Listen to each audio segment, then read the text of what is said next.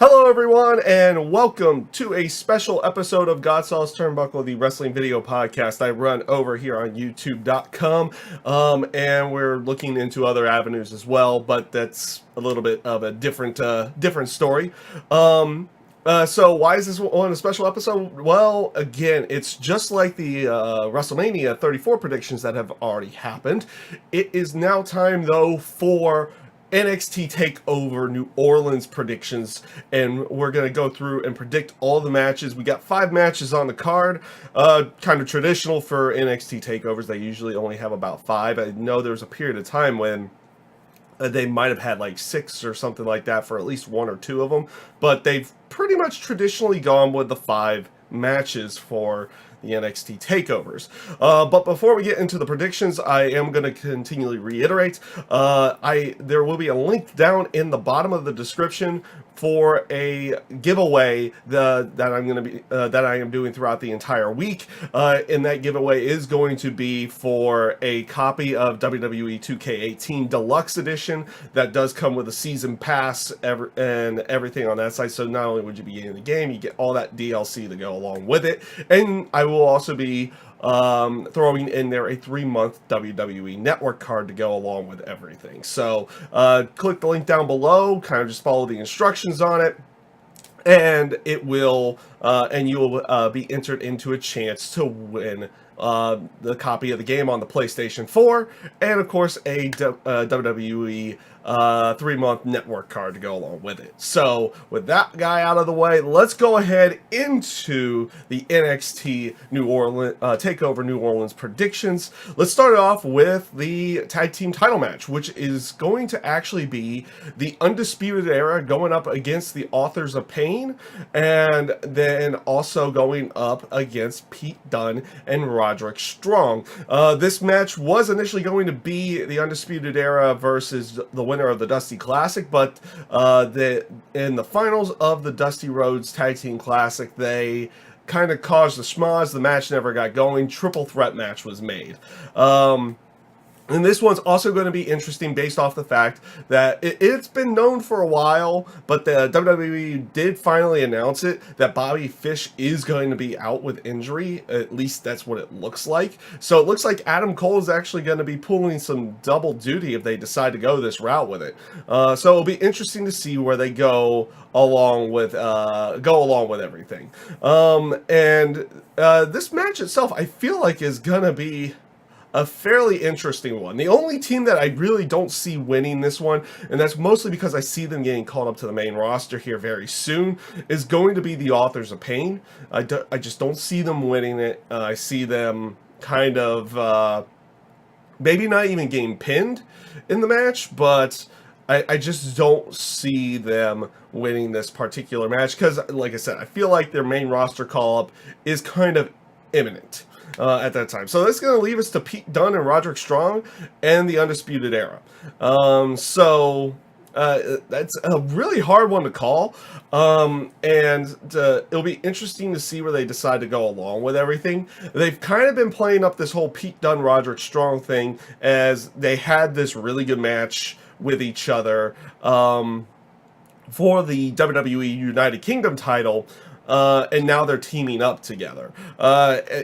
And it'll be interesting to see because they've kind of alluded to the fact that Roderick Strong is looking for another shot at that UK title against Pete Dunne at some point in time. And it'll be interesting to see if they play off that dynamic and actually give them the tag team titles, or are they going to go that route immediately here and maybe continue, have them, fail here and then go off on a potential another one-on-one feud at that point in time.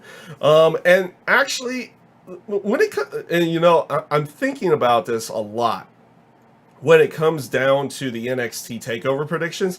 I don't feel like I'm going to get many of these right. I really don't, because they were really hard to call in most cases. But in this case, I am actually going to be going with the Undisputed Era, keeping the WWE NXT tag team titles. I have that feeling that maybe they're going to go with a Pete Dunne, Roderick Strong full feud here down the line, and it kind of feels a little bit right on that side of everything.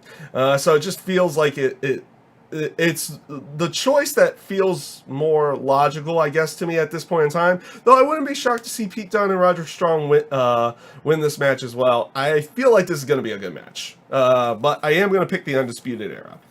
So now let's get into that 6-man ladder match for the newly minted and honestly pretty sweet looking North American Championship. So it's going to be EC3 going up against Adam Cole, going up against Ricochet, going up against the Velveteen Dream, going up against Killian Dane, and going up against Lars Sullivan.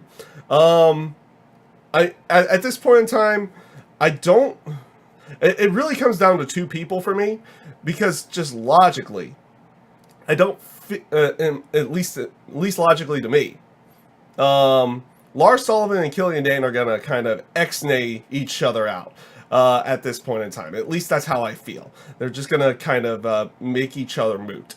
When it comes to EC3 and Ricochet, though amazing talents and everything, I wouldn't be shocked if they even did give them the title upon their first matches here in NXT to go along with it. But traditionally they don't do that. They don't give that title upon their first go on everything, like in the terms of their first match. They don't have a shocker like that. Though in the terms of the talent, it's amazing to see Ricochet and EC3 here in the NXT side of everything, and it will be interesting to see where they go along with all of that.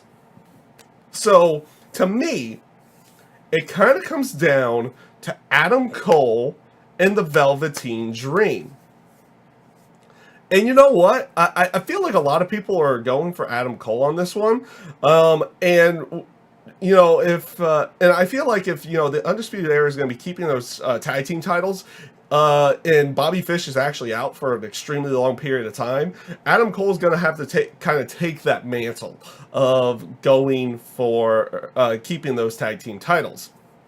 So I'm actually not going to go with Adam Cole on this one. I am going to go with the Velveteen Dream. Yes, that's right. I'm going to go with the Velveteen Dream to win this match, and it would be a very interesting aspect of him having the North American title, his dynamic, his persona, and everything going along with that. I feel like it would be a good fit to go along with everything for the first go around, especially kind of the throwback stuff he generally does, like going back to the airbrushed tights for via Rick, a la Rick Rude for his first Takeover match, and then doing the boxing shorts for his match with Cassius Ohno in his next Takeover match. It kind of suits him. It kind of fits him. And if they really want to go this route about it, you can have him and Ricochet kind of feud over the title afterwards to go along with it. So I am going to go with the Velveteen Dream to win the North American Championship. This will be, I think this is going to be a good match. I really do feel like this is kind of one of those things that you would think of. It's like, oh, let's go to create a character and put this match together, or go download people and put this ladder match together, and it's like literally happening in front of our eyes to go along with it. So this is going to definitely be a very interesting ladder match. So this brings us to our next match, which is going to be Johnny Gargano going up against Tommaso Ciampa in a unsanctioned match. So NXT typically doesn't do this too often. They don't. We have seen them do the Extreme Rules and the no disqualifications style matches. I mean, we've seen the ladder match before. We've seen the cage match before, but they don't. They save these stipulations for particular special occasions, and this is definitely one of those. Based off of how they've been playing this story, I mean, all the way back to when Tommaso Ciampa had hurt his knee and turning on Johnny Gargano and had been out for all that period of time, to him coming out after the last takeover to hit Johnny Gargano with a crutch as well. It's one of those matches that's been building and building and building for months. I mean, even to the point that, you know, now technically Johnny Gargano, storyline-wise, is not part of the company anymore. He's not part of NXT anymore, but he was still, you know, able to show up to NXT to buy a ticket and everything on that side. That's how they kind of played off. This is how he got into Full Sail and everything before. It's like, oh, he purchased a ticket. So the rules of this one are, yes, it's non-sanctioned, so it means there's, in the terms of the match, there's no rules. But if Johnny Gargano wins, he's reinstated to NXT. If he loses, he's completely banished. Can't show up at Full Sail, can't show up anywhere within for NXT at that point in time. So that's kind of where they're going with this one. And you know, based off the story and everything, you kind of think it's a simple pick, but it really isn't, because are they going to be calling Johnny Gargano up to the main roster here, or are they going to keep him in NXT? Or are they going to keep both of them in NXT for a while to go along with it? It actually made this one very difficult to pick who would win between Ciampa and Gargano, because if they call him up to the main roster, you have Ciampa win. I mean, especially if Ciampa's staying down in NXT to go along with it, you have him win at this point in time. But if they're not getting called up anytime soon, then you have Johnny Gargano win.